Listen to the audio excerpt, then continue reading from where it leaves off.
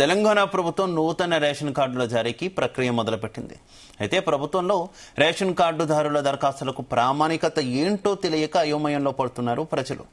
ప్రభుత్వం రేషన్ కార్డుల మంజూరుకు విధి విధానాలను విడుదల చేసిన నూతన దరఖాస్తులకు ఏ విధానాలను ప్రామాణికత చేసుకున్నారో తెలియక ప్రభుత్వ కార్యాలయాల చుట్టూ తిరుగుతున్నారు. ఇప్పటికే అన్ని మండలాల్లో కొద్దిమంది దరఖాస్తుదారుల జాబితాతో సర్వే కార్యక్రమం మొదలైంది. అసలు ఈ జాబితా కులగణన సర్వే ఆధారంగా చేశారా లేదా ప్రజాపాలన దరఖాస్తుల ఆధారంగా చేశారా అనేది అధికారులకు కూడా అవగాహన లేకుండా పోయింది. వేలల్లో దరఖాస్తులు చేసుకుంటే కొద్ది మందితో మాత్రమే జాబితాలు రావడంతో అర్హులైన లబ్ధిదారులు ఆందోళన చెందుతున్నారు.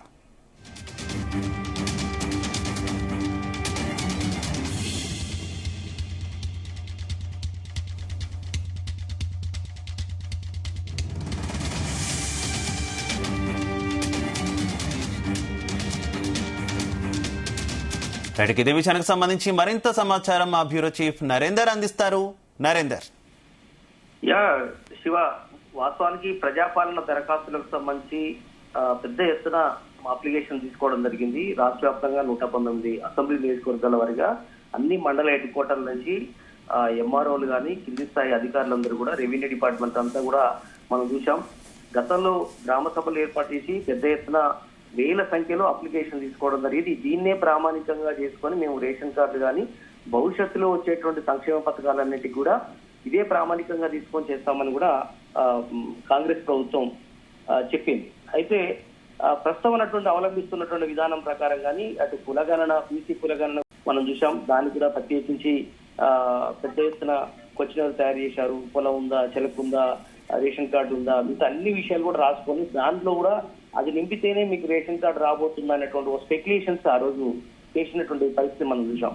అంతేకాకుండా గతంలో 2014లో బీఆర్ఎస్ ప్రభుత్వం కొత్తగా వచ్చిన సమయంలో మొదటి ఇయర్ లోనే పెద్ద ఎత్తున వెళ్లి మీ సేవా సెంటర్ల దగ్గర కూడా కొత్త రేషన్ కార్డు ఇవ్వబోతున్నామనేది ఆ రోజు చెప్పినటువంటి నేపథ్యంలో ప్రతి మండలంలో కొన్ని వేల అప్లికేషన్స్ కూడా ఆ రోజు వచ్చినటువంటి పరిస్థితి మనం చూసాం. అయితే ఇలాంటి పరిస్థితిలో రేషన్ కార్డు ఎవరికి ఇవ్వాలి అన్నటువంటి దాని మీద చర్చ జరుగుతుంది. ఇప్పుడున్నటువంటి దాంట్లో రేషన్ కార్డు ఎవరికి ఇవ్వాలి, ఏ ప్రామాణికంగా తీసుకొని ఇవ్వాలి, ఇట్లా 3 దశల్లో అప్లికేషన్ తీసుకున్న నేపథ్యంలో ఏం చేయాలనే దాని మీదనే చర్చ జరుగుతుంది. జస్ట్ మన ఎగ్జాంపుల్ ఈ సంస్థ నారాయణకు సంబంధించి మన ఉమ్మడి నల్గొండకు సంబంధించినటువంటి మన ఎగ్జాంపుల్ గా తీసుకుందాం. ఆ మండల హెడ్ క్వార్టర్ లో మొత్తం కూడా మండలం 180 మందికి మాత్రమే దరఖాస్తుదారులకు ఫీల్డ్ వెరిఫికేషన్ చేయాలి అన్నటువంటి ఆలోచన చేయడం అనేది చాలా మంది కూడా దాని మీద పెద్ద ఎత్తున విమర్శలు వస్తున్నటువంటి సందర్భం. ఇక మిగతా వాళ్ళని ఫీల్డ్ వెరిఫికేషన్ చేసిందంటే వాళ్ళకి రేషన్ కార్డు రాబోతుంది అనేటువంటి సింటమ్స్ గ్రామంలో వినపడుతున్నటువంటి పరిస్థితి మనం చూసాం. అంటే మిగతా వాళ్ళు వేల సంఖ్యలో అప్లై చేసుకుంటే 180 మందికి ఇచ్చారు. ఇంకో విధంగా నూతనకల్లు మండలం ఉంది, లింగంపల్లి అనే గ్రామం. మన ఫీల్డ్ అబ్జర్వ్ చేస్తే అక్కడ కూడా 246 మంది అప్లై చేసుకుంటే కేవలం 10 మందికి 20 మందికి మాత్రమే ఆ ఫీల్డ్ వెరిఫికేషన్ సంబంధించినటువంటి అధికారులు చేయబోతున్నారు. ఇదంతా కూడా గ్రామాల్లో పెద్ద ఎత్తున కొట్లాటకు కావచ్చు, నిరసనకు కావచ్చు మనకు కనబడుతున్నటువంటి ఉదాహరణ ఉంది. అందుకనే నిన్న హడావుడిగా కలెక్టర్ల నుంచి ఆదేశాలు జారీ చేశారు ఎంఆర్ఓలకి. మంత్రులు కూడా నిన్న బట్టి విక్రమార్క కావచ్చు, మిగతా ఉత్తమ్ కుమార్ రెడ్డి గారు అందరూ కూడా ప్రెస్ మీట్ పెట్టి చెప్పాలి. దీని మీద ఎవరు ఆందోళన చెందాల్సిన అవసరం లేదు. ఖచ్చితంగా ప్రజాపాలనలో దరఖాస్తు చేసుకుని ఏదైతే ఉన్నాయో వాటిని బేస్ చేసుకొని మీకు ఇవ్వబోతున్నాం అన్నటువంటి విషయం మీద వాళ్ళు క్లారిటీ ఇవ్వడం జరిగింది. కనుక మొన్న ప్రజాపాలనలో తీసుకున్నటువంటి సపరేట్ గా రేషన్ కార్డు కోసం కూడా కౌంటర్ పెట్టడం జరిగింది. ఆ కౌంటర్ ని బేస్ చేసుకొని అప్లికేషన్ తీసుకున్న వాళ్ళు ఎవరున్నారో వాళ్ళని దాంట్లోనే స్క్రూటింగ్ చేసి ఇస్తాము. ఎవరైతే దారిద్ర్య రేఖకు దిగువన ఉన్న వాళ్ళు ఎవరైతే ఉన్నారో, కనీసం భూమి లేని వాళ్ళు, కూలి పనికి వెళ్లే వాళ్ళు, అలాంటి వాళ్ళకి ఇవ్వాలి అన్నటువంటి ఆలోచన అయితే చేస్తున్నటువంటి పరిస్థితి మనం చూస్తున్నాం. ఖచ్చితంగా ఇది జనవరి 26 వరకు రేషన్ కార్డులు కావచ్చు, ఇందిరమ్మ ఇళ్లకు సంబంధించి కావచ్చు, అదే సమయంలో 12,000 రూపాయలు ఇచ్చేటువంటి నిరుపేదలకు ఇస్తా అనుకున్నటువంటి ఇందిరమ్మ భరోసా కావచ్చు, వీటన్నిటి మీద కూడా స్క్రూటినీ అయితే గ్రామాల్లో జరుగుతుంది. దీని మీద ఒక పెద్ద ఎత్తున పట్టణ ప్రాంతాల్లో కానీ గ్రామాల్లో కానీ ఒక చర్చ అయితే దారి చేస్తుంది.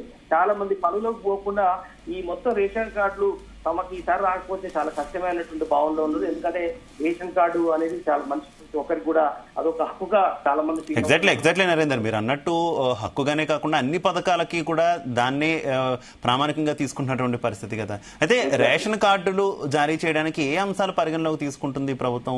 ఒక పక్క ఆర్థిక అంశాలే పరిగణలోకి తీసుకునే పరమైతే ఆ ఆర్థిక స్థితిగతుల మీద ఉన్న నిబంధనలు కొంత సడలించాలని విపక్షాలు కూడా ఇప్పటికే కోరుతున్నటువంటి పరిస్థితి కదా. ధరలు పెరిగిపోయినటువంటి పరిస్థితి, గతంలో ఉన్న నిబంధనలు ఇప్పుడు పెట్టడం కరెక్ట్ కాదు అంటూ కూడా వారు కోరుతున్నారు కదా.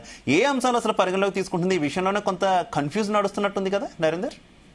ఎగ్జాక్ట్లీ, ఎందుకంటే ఈ ఫీల్డ్ వెరిఫికేషన్ చేసే వాళ్ళు కొంత లంచాలకు అలవాటు పడడం ఒక కొంత కారణం అయితే కొంత గైడ్ లైన్స్ అయితే పెట్టడం జరిగింది. 7 ఎకరాల లోపు చెలక ఉన్నటువంటి వాళ్ళు, తెలంగాణలో చెలక అనేది కొన్నిసార్లు పండుతుంది, కొన్నిసార్లు పండదు. వర్షం మీద బేస్ చేసుకొని ఉండేటువంటి ఏదైతే ల్యాండ్స్ ఉంటాయో అట్లాంటి వాళ్ళది 7 ఎకరాల లోపు, అదేవిధంగా పొలం అంటేనే పూర్తిగా బోరు లేదంటే వాటర్ సోర్స్ ఉన్నటువంటి ఏరియా ఏదైతే ఉందో దాన్ని పొలంగా డిసైడ్ చేస్తారు కాబట్టి అది 3 ఎకరాల లోపు ఉన్నటువంటి వాళ్ళ లోపు ఎవరైతే ఉన్నారో అలాంటి వాళ్ళందరికీ రేషన్ కార్డు ఇవ్వాలి అన్నటువంటి ఆలోచన చేస్తున్నారు. కనుక అదే క్రైటీరియా తీసుకుంటారా లేదంటే ఇంకా వేరే, ఎందుకంటే కొన్ని దుక్కులో మనం కూడా విమర్శలు ఎదుర్కొన్నాడు. వరంగల్లో కానీ, కరీంనగర్ లో కానీ, ఆదిలాబాద్ లో చాలా పెద్ద ఎత్తున ఫీడ్బ్యాక్ వస్తుంది మనకు ఆఫీస్ కూడా. ఏంటంటే ప్రభుత్వ ఉద్యోగుల్లో ఉన్నటువంటి వాళ్ళకు కూడా కొంతమందికి రేషన్ కార్డు తీసుకుంటున్నారు అక్రమంగా అనేటువంటి విమర్శలు వస్తున్నాయి. కనుక ఇది ఖచ్చితంగా ఫీల్డ్ వెరిఫికేషన్ లో చాలా స్ట్రిక్ట్ గా చేయాల్సిన అవసరం ఉంది. ఎందుకంటే గైడ్ లైన్స్ లో ఉంది. ప్రభుత్వ ఉద్యోగుల్లో ప్రధానంగా పోలీస్ డిపార్ట్మెంట్ కావచ్చు, టీచర్ కావచ్చు, ఇరిగేషన్ కావచ్చు, ఇలా చాలా మంది అందరూ కూడా పర్మనెంట్ ఎంప్లాయీస్ వాళ్ళందరూ కూడా అలాంటి వాళ్ళకి కాకుండా కార్పొరేషన్ సంబంధించినటువంటి దాంట్లో కండక్టర్లు కావచ్చు, ఇట్లా వివిధ డిపార్ట్మెంట్ లో కార్పొరేషన్లు ఉంటాయి జిహెచ్ఎంసీ సంబంధించి, అలాంటి వాళ్ళకి ఇస్తే కొంతవరకు కొంత వెసులుబాటు ఉండే అవకాశం ఉంటుంది, జర్నలిస్టులు కావచ్చు లేదా మిగతా వాళ్ళు.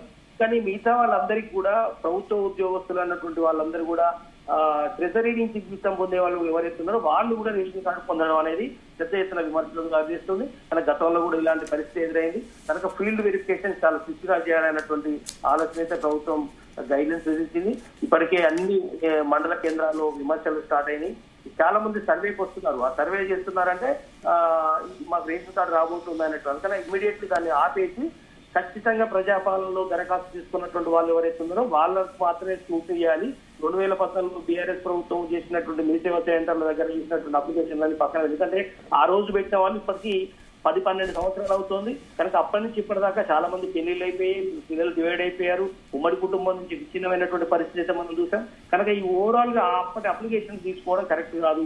రీసెంట్ గా ప్రజాపాలన దరఖాస్తుని ప్రామాణికంగా తీసుకోవాలన్నటువంటి ఆలోచన అయితే ఇప్పుడు చేయాలని గైడ్లైన్స్ వచ్చింది. కనుక ఖచ్చితంగా నూతన రేషన్ కార్డు విధానం అనేది ఖచ్చితంగా విమర్శలకు దారితీస్తున్న నేపథ్యంలో ప్రభుత్వం నుంచి మరింత స్పష్టత ప్రామాణికం చేసుకొని ఇవ్వాల్సిన అవసరం ఉందని కూడా ఇప్పటికే ప్రభుత్వ కార్యాలయం చుట్టూ చాలా మంది తిరుగుతున్నారు.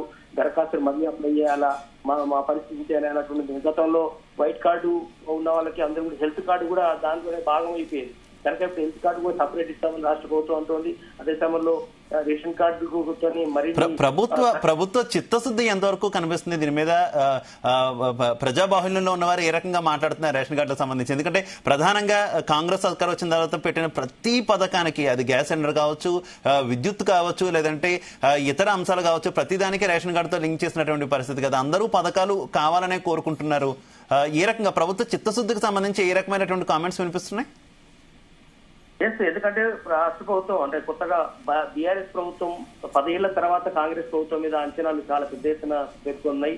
వాళ్ళు ఎలక్షన్ ముందు 6 గ్యారెంటీలు ఇస్తాముంది, అదేవిధంగా 420 హామీలు కూడా ఇచ్చినటువంటి నేపథ్యంలో పెద్ద ఎత్తున దీని మీద చర్చ జరుగుతున్నటువంటి పరిస్థితి ఉంది. ఇప్పటికీ గ్యాస్ సిలిండర్ పంపిణీ కానీ, అదేవిధంగా ఉచిత ఆర్టీసీ సంబంధించినటువంటి మహిళలకు ప్రయాణం కావచ్చు, అదేవిధంగా 200 యూనిట్లకు సంబంధించిన దాన్ని ఖచ్చితంగా చేస్తున్నామని చెప్తున్నారు. కనుక రేపు జనవరి 26 నుంచి కూడా మనం చూస్తున్నాం ఆత్మీయ భరోసా కావచ్చు, అదేవిధంగా రైతు భరోసా కానీ, ఇచ్చేటువంటి రేషన్ కార్డులకు సంబంధించి కానీ ఇవన్నీ కూడా చాలా సీరియస్ గా జనాల్లోకి తీసుకెళ్తున్నాం. ఇవన్నీ కూడా కాంగ్రెస్ ప్రభుత్వం ఇచ్చినటువంటి హామీలు కనుక ఇవన్నీ ప్రామాణికత యూజ్ చేసుకుని ఖచ్చితంగా దారిద్ర్య రేఖకు దిగున్నటువంటి వాళ్ళకి ఇవ్వబోతున్నాం అని చెప్పిన నేపథ్యంలో దీని ఎత్తున పెద్ద ఎత్తున చర్చ జరుగుతుంది. కనుక ఇప్పటికిప్పుడు విమర్శలు వచ్చే అవకాశం అయితే లేదు. బట్ పొద్దున ఈ 3 పథకాలు కనుక అమలు చేస్తే ఈ మొత్తం బేస్ చేసుకొని ఒక కాంగ్రెస్ ప్రభుత్వం మీద ఒక అంచనా వచ్చే అవకాశం అయితే కనిపిస్తుంది. గతంతో కంపేర్ చేసుకునే అవకాశం కూడా ఉంటుంది. గత బీఆర్ఎస్ ప్రభుత్వం చాలా కొన్ని మంచి పథకాలు చేసింది, కొన్ని దుర్భార చేసింది అన్నటువంటి విమర్శలు ఉన్నాయి. కనుక ఈ కాంగ్రెస్ ప్రభుత్వం మీద చాలా అంచనాలు పెట్టుకొని ఉన్నారు. ఈ రేషన్ కార్డుల ఇష్యూ పెద్ద ఎత్తున నేపథ్యంలో దీని మీద ఖచ్చితంగా వచ్చే ఈ వారం 10 రోజుల్లో కనుక వాళ్ళకి రేషన్ కార్డు రాకపోతే పెద్ద ఎత్తున ఆందోళన చేసుకునే అవకాశాలు అయితే కనిపిస్తున్నాయి. కనుక నిజమైనటువంటి అర్హులకు వస్తే ఇష్యూ పెద్దగా ఉంటుంది, కానీ మిగతా విషయంలోనే కొంత ఇబ్బంది పడే అవకాశం అయితే ఉంటుంది. ఖచ్చితంగా ప్రామాణిక బేస్ చేసుకొని ఇవ్వాల్సిన అవసరం ఉందని ఇప్పటికే కలెక్టర్లకు, కింద స్థాయికి ఆర్డీఓలకు కావచ్చు, ఎంఆర్ఓలకు కానీ విఆర్ఓలు అందరూ కూడా ఇప్పటికే గైడెన్స్ వెళ్ళాయి. చాలా మండలాల నుంచి కూడా ఫీడ్బ్యాక్ వస్తుంది. అటు మీడియాకు కావచ్చు, అతి సమయంలో రెవెన్యూ డిపార్ట్మెంట్ కూడా విమర్శ వస్తున్న నేపథ్యంలో వాటిని ఫీడ్బ్యాక్ చేసే ప్రయత్నం చేస్తున్నారు, ప్రయత్నం అయితే చేస్తున్నారు. Okay, thank you Narender.